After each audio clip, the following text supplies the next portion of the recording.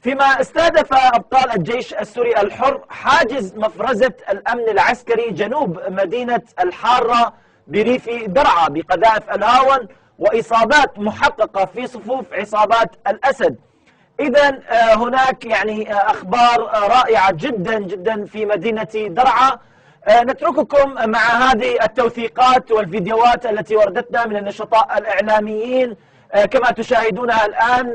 هي توثيقات رائعة، ولكن وجب علينا الآن الأخ محمد المذيب ينتظرنا على الخط. السلام عليكم أخي محمد. وعليكم السلام أخي الكريم. بارك الله بك. حدثنا عن انتصارات أبطال الجيش السوري الحر في هذا اليوم، وأيضا عن الاستهدافات الغاشمة لهذا النظام النصيري الذي يقصف المدن المحررة انتقاما من انتصارات أبطالنا، وأيضا عن الأوضاع الإنسانية. نعم أخي الكريم، نبدأ منذ صباح اليوم خرجت عدة مظاهرات في جمعة فك الحصار لا إخراج المحاصرين في أغلب مناطق درعا. كان أميزها مظاهرة داعل ومعربة، حيث نوع المتظاهرون بأن المفاوضات على شكلها الحالي غير ملبية لمطالب الشعب، وأكدوا بأنه لا يمكن التراجع عن خطوط حمر في مبادئ ثورتنا المجيدة، وهي إسقاط النظام ومحاسبة المجرمين وإخراج الميليشيات الإيرانية والعراقية واللبنانية من وطننا سوريا.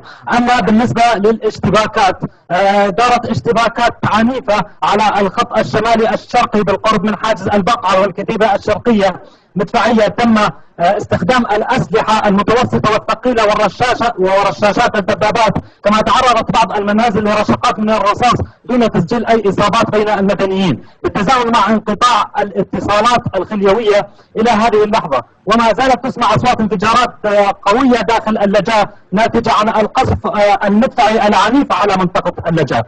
أما في درعا المحطة كانت أيضا اشتباكات عنيفة بين أبطال الجيش الحر وقوات النظام على أطراف حي طريق السد والمشفى الوطني، كما دارت اشتباكات ليلة أمس بالقرب من مطعم بنت الديك والمؤسسة الحمراء بدرعا المحطة. أما في حي القصور قام شبيحة النظام بمداهمة عدة منازل بالقرب من مدرسة المتفوقون وإنباء عن اعتقال بعض الأشخاص من منازلهم.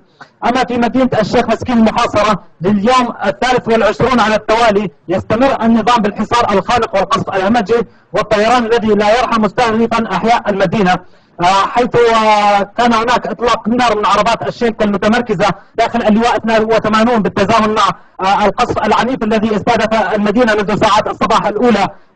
كما قامت قوات النظام بتلغيم وتفجير عده من المنازل المحاذيه للواء 82، ومحاوله جديده من قبل قوات الاسد لاقتحام الحي الغربي من المدينه وسط اشتباكات واطلاق نار كثيف من عربات شيلكا وقصف بالدبابات ومدافع الفوزليكا. وتصدى ابطال الجيش الحر لقوات النظام التي تحاول اقتحام الحي مرارا وتكرارا. اما بالنسبه لمنطقه وادي اليرموك بالريف الغربي بدرعا، كان هناك تحليق لطيران الغدر الأسدي في سماء المنطقة الغربية، وسماع أصوات انفجارات عنيفة ناتجة عن قصف قوات النظام لريف القنيطرة الجنوبي المحاذي لريف درعا الغربي ردا على الانتصارات هناك. وقام الجيش الحر باستهداف كل من تل الحرة وتل أحمر وكتيبة جدية وتل الجابية التي كانت تساهم في قصف مناطق المعركة في ريف القنيطرة للحد من تقدم أبطال الجيش الحر. كما قامت السلطات الأردنية بإطلاق النار الحيوي المباشر على المزارعين والصيادين في منطقة وادي اليرموك الحدودي بالقرب من قرية حيط في ريف درعا الغربي، مما أدى إلى استشهاد مواطن وسقوط 5 جرحى آخرين، علما بأن المنطقة المذكورة هي أرض سورية يملكها فلاحون سوريون. في ظل هذه الانتصارات والاشتباكات يقوم النظام بالإغارة على عدة مناطق في درعا ومنها بلدة أنخلة، حيث استهدف القصف منازل المدنيين.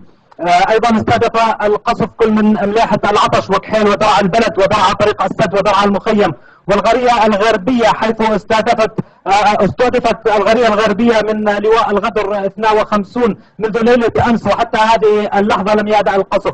أيضا استهدف القصف كل من الشيخ مسكين وتسيل. بالنسبة للوضع الإنساني أخي، نعم. الأوضاع الإنسانية متردية طبعا بكل محافظة درعا، وخصوصا المدن المحاصرة، وهناك نقص شديد بمادتي الخبز والطحين. ففي الشيخ مسكين ولليوم 23